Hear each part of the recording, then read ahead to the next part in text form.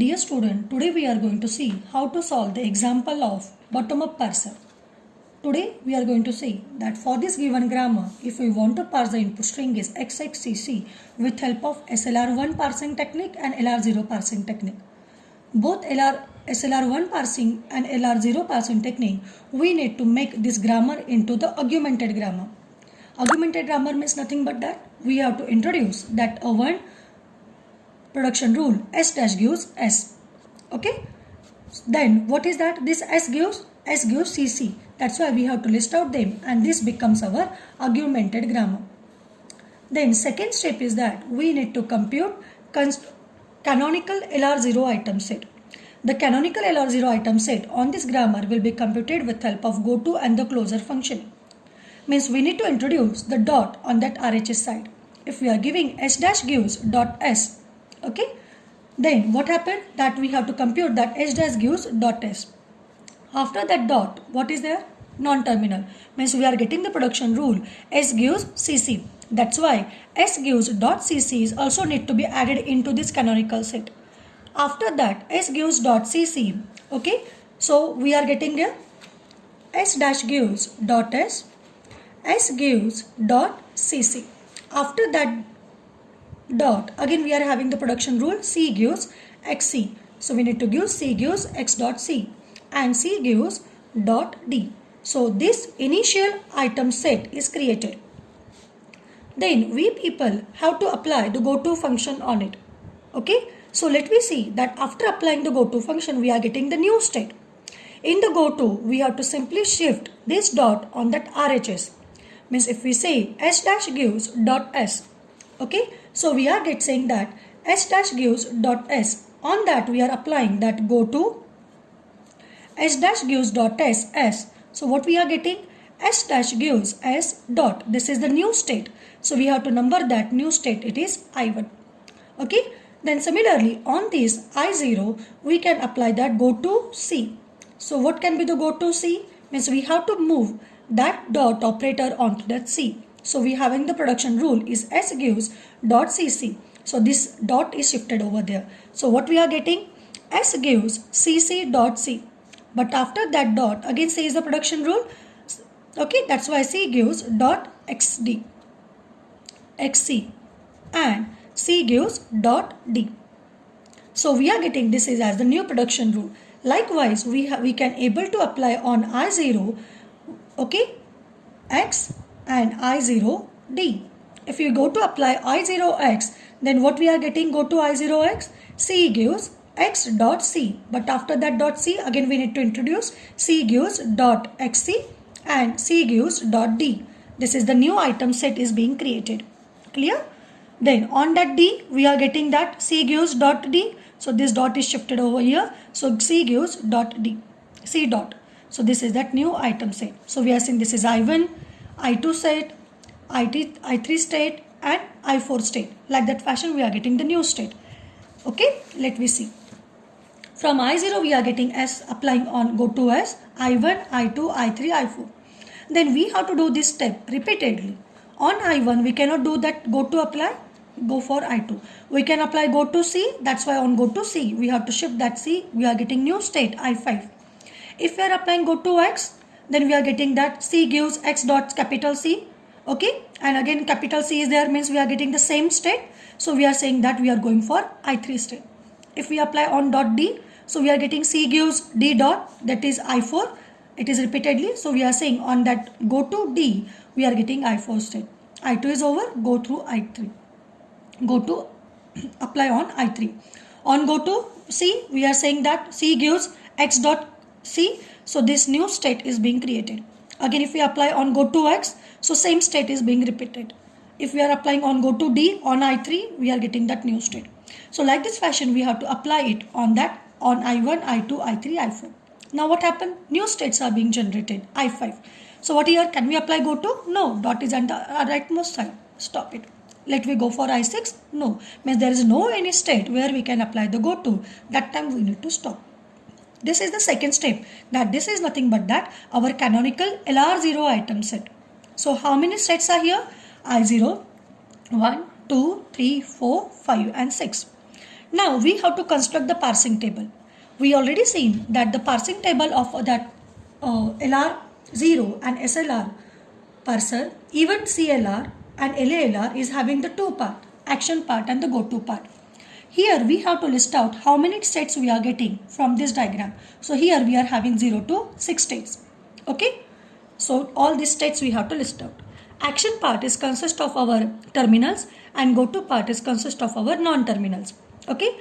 Let how to fill these entries over here. Fine. So let me go for your I0 state. On I0, on capital S, that means on the non-terminal S, we are getting the new states. So that's why from 0 state, go to S, we are getting 1 state. That's why this entry will be filled by 1. Take state 0, we are having that C is a non-terminal, we are getting new state. That's why this filled entry as in 2. Okay. Action part is consist of shift and reduce. Okay. So shift and reduce both are working on terminals. So we have terminal is XD and dollar. Let me see how to fill first the shift. From I0 on small x, that means terminal x, we are getting I3. That's why this entry on 0 and x, we are writing shift 3. Okay. On this D, we are writing shift 4. Clear? I0 is done. Let me go for I1. Now I1 is consist of our augmented grammar. So for every augmented grammar, for the dollar, we need to say accept. So $1, we need to write down accept. Okay. Then I1 is over, go to I. Come to I2. On I2, we are on capital C, right? If non-terminal is there, then we need to fill go to part. And if terminals are there, then we need to fill action part. This is non-terminal. That's why on 2 capital C, we are having 5. So on that 2 state, on terminal C, we are having the state 5. We are having again 2 terminals D and X. So what is happening here? So here we are getting that on D, we are getting shift S4. That is shift 4.